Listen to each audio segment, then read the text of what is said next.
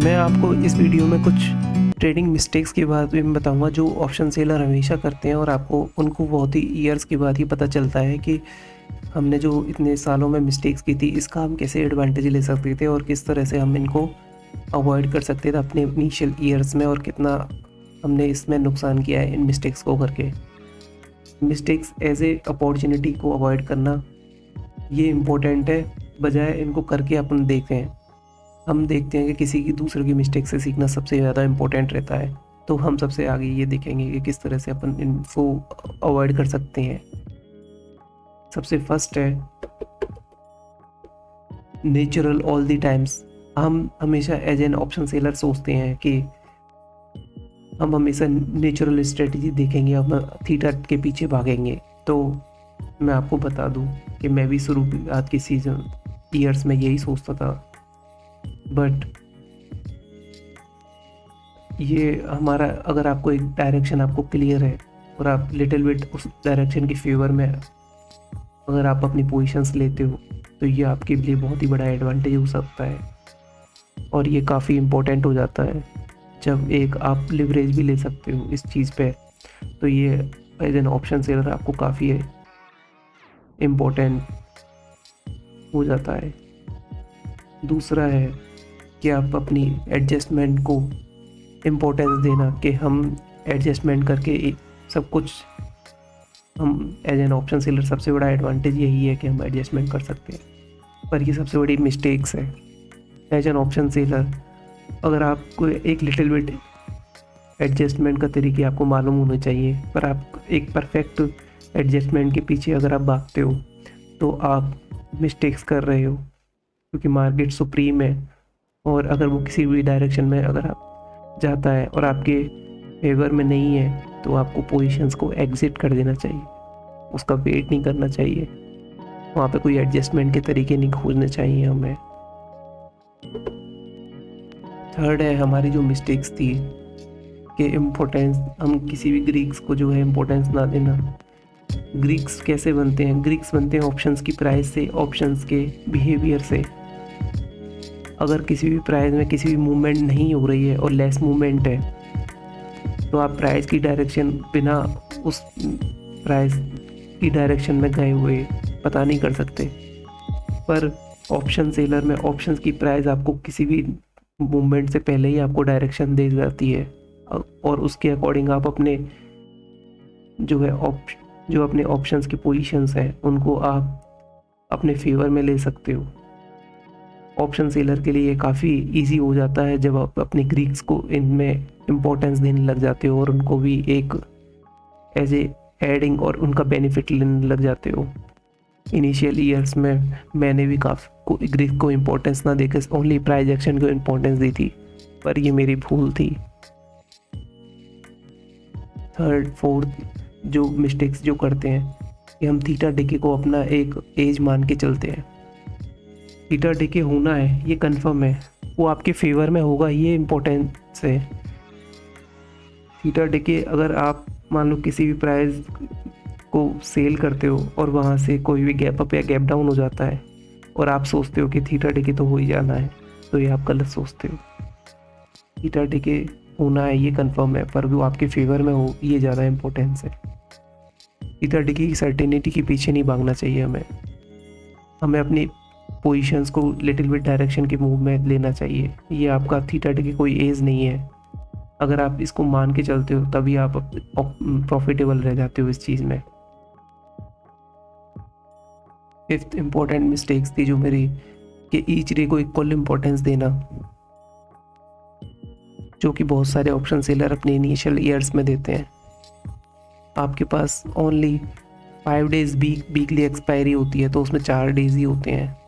Friday जो importance होता है, ज़्यादातर जो ऑप्शन सेलर है वो फ्राइडे के दिन लॉस करते हैं, क्योंकि उनके थीटा डिके बिल्कुल नहीं मिलता है उन्हें और डायरेक्शन क्लियर होती नहीं है। उसके बाद 2 दिन का गैप मिलता है और उसके बाद मंडे को अगर आईवी स्पाइक कर गया तो आपके फेवर में नहीं रहेगा। पोजीशंस जो क्रेरी होती हैं बिग प्लेयर्स की वो मंडे से स्टार्ट होती हैं, जिनको देख के आप अपनी पोजीशंस को ले सकते हो। पर फ्राइडे से आप अपनी पोजीशंस को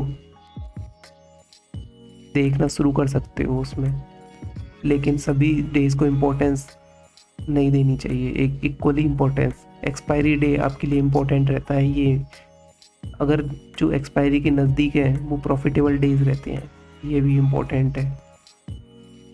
बहुत सारे लोगों को थीटा डिके इसके पीछे भागे रहते हैं, उसके फोमो में रहते हैं। जैसे ट्रेडिंग में फोमो होता है, किसी भी ऐसे ही जो ऑप्शन सेलर है उसको फोमो रहता है थीटा डिके, पर थीटा डिके आपका एज नहीं है। ये जितनी जल्दी समझ जाओगे उतना ही पोजीशंस इंपॉर्टेंट हो जाएंगे आपके लिए, उतना ही ऑप्शन सेल करना आपके लिए इजी हो जाएगा।